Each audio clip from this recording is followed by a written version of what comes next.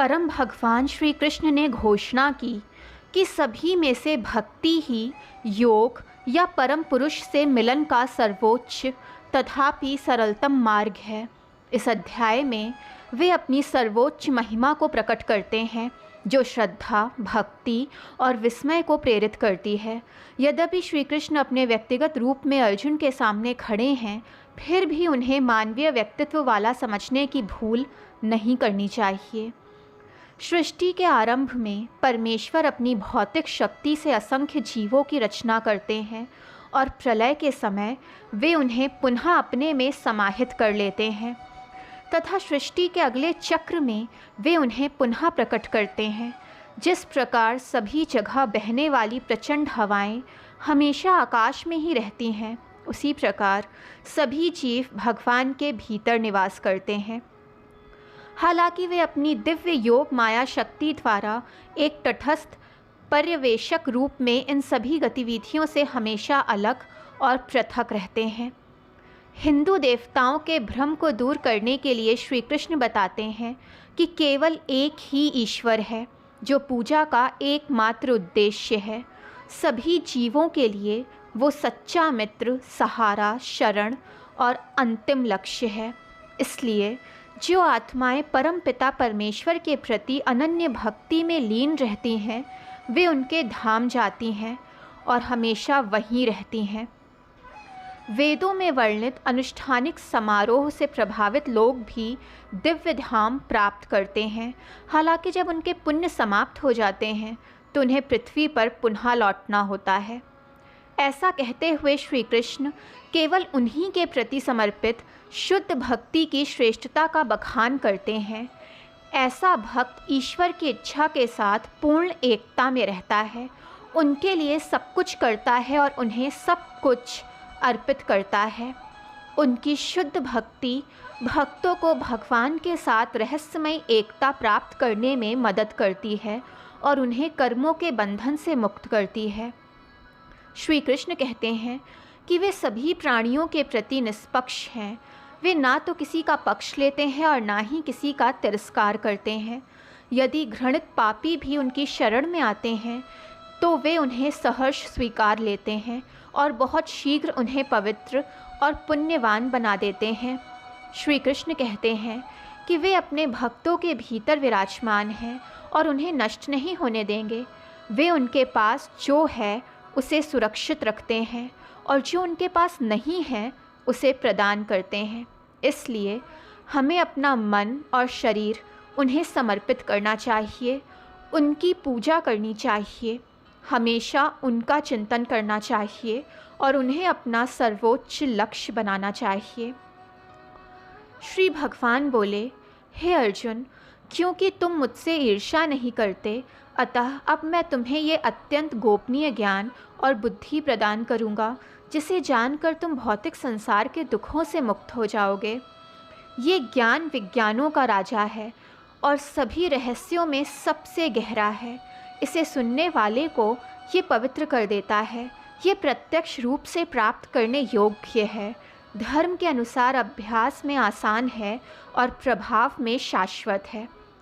हे शत्रुओं पर विजय पाने वाले, जो लोग इस धर्म में विश्वास नहीं रखते वे मुझे प्राप्त नहीं कर पाते। वे बार बार जन्म मृत्यु के चक्र में इस संसार में आते रहते हैं। ये संपूर्ण ब्रह्मांड मेरे अव्यक्त रूप में व्याप्त है। सभी जीव मुझ में निवास करते हैं किंतु मैं उनमें निवास नहीं करता और फिर भी जीव मुझ में नहीं रहते। मेरी दिव्य शक्ति का रहस्य देखो। यद्यपि मैं सभी जीवों का निर्माता और पालन करता हूँ, फिर भी मैं उनसे या भौतिक प्रकृति से प्रभावित नहीं होता। ये जान लो कि जैसे सर्वत्र बहने वाली प्रचंड वायु सदैव आकाश में स्थित रहती है, उसी प्रकार समस्त जीवात्माएं सदैव मुझ में स्थित रहती हैं। एक कल्प के अंत में सभी जीव मेरी आदि भौतिक शक्ति में विलीन हो जाते हैं। अगली सृष्टि के आरंभ में, हे कुंती पुत्र, मैं उन्हें पुनः प्रकट करता हूँ। अपनी भौतिक शक्ति पर अधिष्ठाता होकर मैं इन असंख्य रूपों को उनकी प्रकृति के बल के अनुसार बार बार उत्पन्न करता हूँ। हे धन विजेता, इनमें से कोई भी कर्म मुझे नहीं बांधता। मैं इन कर्मों से सदैव विरक्त होकर तटस्थ दृष्टा की तरह रहता हूँ। हे कुंती पुत्र, मेरे निर्देशन में कार्य करते हुए ये भौतिक शक्ति सभी सजीव और अजीव रूपों को अस्तित्व में लाती है। इसी कारण से भौतिक जगत में परिवर्तन होते हैं। जब मैं अपने साकार रूप में अवतरित होता हूँ तो भ्रमित व्यक्ति मुझे पहचानने में असमर्थ हो जाते हैं। वे मेरे व्यक्तित्व की दिव्यता को नहीं जानते, क्योंकि मैं सभी प्राणियों का परमेश्वर हूँ। भौतिक शक्ति से मोहित होकर ऐसे लोग आसुरी और नास्तिक विचारों को अपना लेते हैं। उस भ्रमित अवस्था में उनके कल्याण की आशा व्यर्थ हो जाती है, उनके कर्म व्यर्थ हो जाते हैं और उनकी ज्ञान संस्कृति भी नष्ट हो जाती है।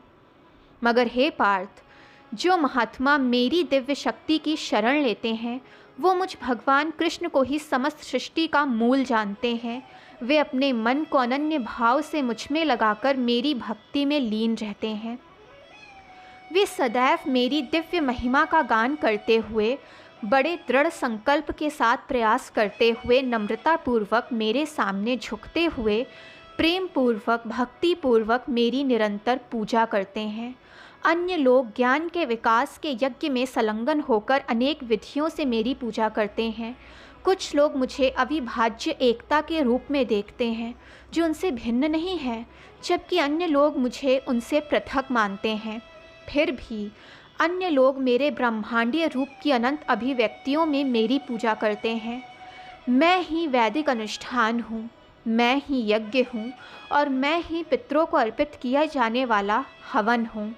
मैं औषधि हूँ, मैं ही वैदिक मंत्र हूँ, मैं ही घी और अग्नि हूँ और मैं ही हवन हूँ। मैं ही इस ब्रह्मांड का पिता हूँ, मैं ही माता पालनहार और पितामह हूँ। मैं ही पवित्र करने वाला ज्ञान का लक्ष्य पवित्र अक्षर ओम हूँ। मैं ही ऋग्वेद, यजुर्वेद और सामवेद हूँ। मैं ही समस्त जीवों का परम लक्ष्य हूँ।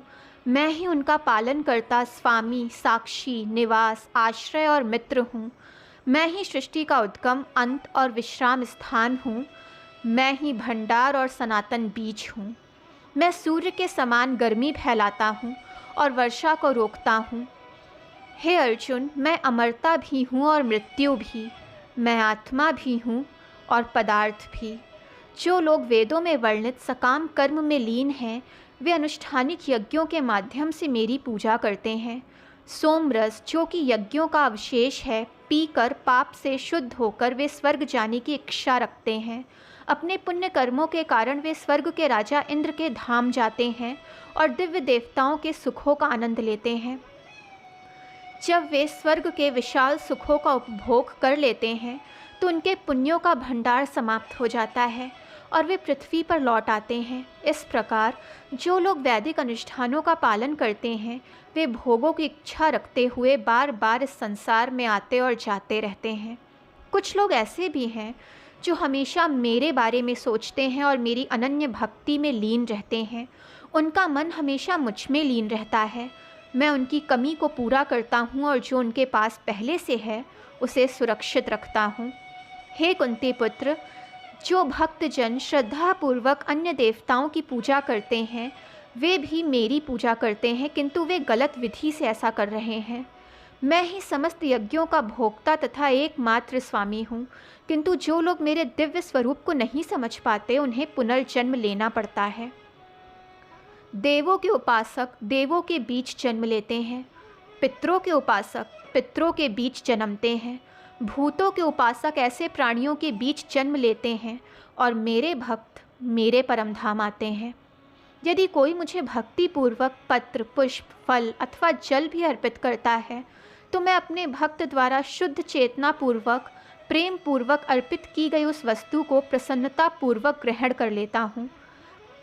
तुम जो कुछ करते हो, जो कुछ खाते हो, जो कुछ पवित्र अग्नि में आहुति देते हो, जो दान देते हो तथा जो तप करते हो, उन सब को मुझे अर्पण करो। अपने समस्त कर्मों को मुझे समर्पित करके तुम शुभ और अशुभ फलों के बंधनों से मुक्त हो सकते हो। संन्यास द्वारा मुझ में मन लगाकर तुम मुक्त हो जाओगे और मुझे ही प्राप्त करोगे। मैं सभी जीवों के प्रति समभाव रखता हूँ। ना तो किसी से द्वेष करता हूँ, ना किसी से पक्षपात। लेकिन जो भक्त प्रेम पूर्वक मेरा भजन करते हैं वे मुझ में निवास करते हैं और मैं उनमें निवास करता हूँ। यदि सबसे अधिक पापी भी अनन्य भक्ति के साथ मेरी पूजा करते हैं तो उन्हें भी धर्मात्मा ही माना जाना चाहिए, क्योंकि उन्होंने उचित संकल्प लिया है। वे शीघ्र ही पुण्यवान हो जाते हैं और स्थायी शांति प्राप्त करते हैं। हे कुंती पुत्र, ये स्पष्ट रूप से कह दो कि मेरा कोई भी भक्त कभी नष्ट नहीं होता। वे सभी जो मेरी शरण में आते हैं, चाहे उनका जन्म, वंश, लिंग या जाति कुछ भी हो, यहाँ तक कि वे भी जिन्हें समाज तिरस्कृत करता है, वे परम गति को प्राप्त करेंगे। फिर पुण्य कर्म करने वाले राजाओं और ऋषियों की तो बात ही क्या है। अतः इस क्षण भंगुर और आनंदहीन संसार में आकर मेरी भक्ति में लग जाओ। सदैव मेरा चिंतन मनन करो, मुझ में लीन रहो, मेरी उपासना करो और मुझे नमन करो। अपना मन और शरीर मुझे समर्पित करके तुम अवश्य ही मेरे धाम आओगे। दोस्तों, वीडियो पसंद आई हो तो चैनल को लाइक, सब्सक्राइब एंड शेयर करें ताकि चैनल की नोटिफिकेशंस आपको मिलती रहें।